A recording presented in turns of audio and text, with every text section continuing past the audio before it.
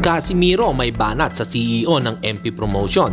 Nery, posibleng makancel ang laban kay Inoue. Ito nga't pag-usapan natin, pero bago ang lahat, pakisubscribe po ng channel ko. Huwag niyo na rin kalimutan i-click ang notification bell para lagi kayong una sa balita. Laban ang aasahan, balita sa mga pambato na isasalang, pasabog na video, lahat yan nandito. Nino Cruz TV ang iyong paborito. Pag-usapan nga po natin mga kaboxing, bakbakang Naoya Inoue versus Luis Pantera Nery. Naglabas nga po ng balita ang Yahoo Japan kung saan ay sinabi daw di umano ni Mr. Ohashi kung sasablay daw si Luis Nery sa pagkuha ng timbang ay kakancel daw di umano ito upang mapanatili ang safety ng Japanese monster Naoya Inoue sa mangyayaring laban. So ibig sabihin niya maaaring hindi matuloy ang bakbakan nila ni Japanese monster Naoya Inoue kapag itong si Luis Pantera Nery ay hindi umabot sa tinakdang timbang sa paglalabanan nilang dibisyon. Mukhang baby talaga nila ang halimaw ng Japan. Samantalang kinita ni Jerwin ang kahas sa laban nito kay Takuma Inoue ay nilabas na nga po ayon sa article na ito na base sa nakasulat sa mga unang naging laban ni Angkahas sa kanyang pagdepensa sa IBF World Super Flyweight title ay 6 na taon nga nitong hinawakan at 9 na depensa bago tuluyang naagaw ni Fernando Martinez. Unang depensa nga nito noong taong 2017 kontra Alfredo Rodriguez kung saan ay tumanggap ito ng $40,000 at ang sumunod naman dito ay ang kanyang pinakamalaking nakuha sa mga previous fight nito ay umabot nga po ito sa $100,000. Batay sa report na ito ay $120,000 ang inilatag sa bakbakang Angkahas versus Sultan na nakatanggap lamang si Jonas Sultan dito ng $20,000. Ayon naman sa huling laban nito sa Hapon na si Takuma Inoue ay posible daw na umabot ng mahigit sa $150,000. Kahit isang challenger lang ito, kaya tiba-tiba dito si Jerwin Angkahas. Maglaban sila ni Inoue, shoutout from Poblasyon Magsaysay, Misamis Oriental. Shoutout ko kay Markski Babano. Yan, malapit na po yan, boss. Shoutout from Barili. Barili Cebu. Shoutout ko kay Maxwell Toyor. Shoutout Tumana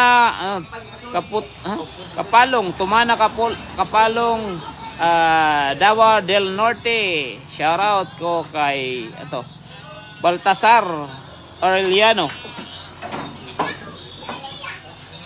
Sinasabi nila na kami mahina, ayun, sinasabi nila na si Otol buhingal. Siyempre hinihingal ka pag pagod na pagod ka, diba? Okay lang yan. Oh, okay na, hihingalin ka talaga pag hindi ka gapang.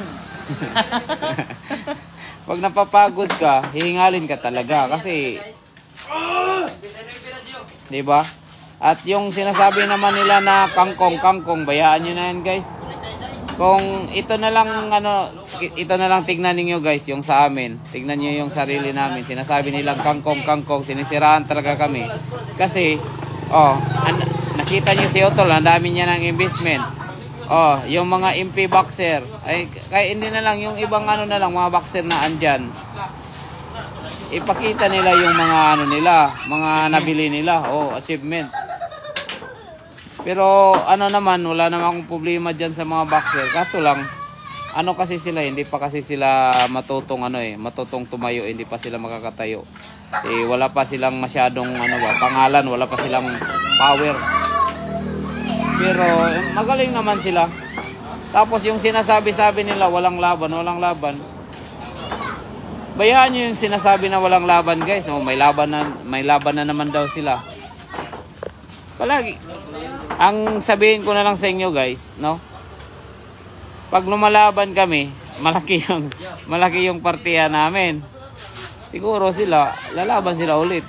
Di ko alam, guys, Kasi ang alam ko lang, guys, nung andyan pa kami, wala talaga kaming, kahit umuwi nga kami, bibigyan kami ng chicken na talbog. Wala kaming pira na madala sa Pilipinas. Tapos pag bibigyan pa kami ng pira, parang kami pa yung Kami pa yung mangutang kasi gusto na namin ipadala, hindi nila ipapadala.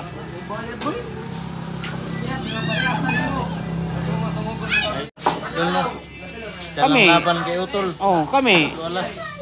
Kami, oh. Wala kaming laban. Nasabi nila walang laban. Boxer, no? Oh. Pero Isang laban lang yan eh. kahit sabihin na natin 10 laban diyan, isang laban lang 'yan.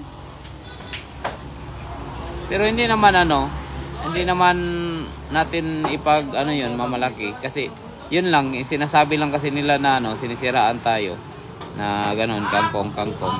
Basta wag niyo intindihin yan, guys. Wag na kayong mag-react. Bayaan niyo yan sila kasi naghanap lang yan sila ng ng views, kaya kahit ano na lang masasabi.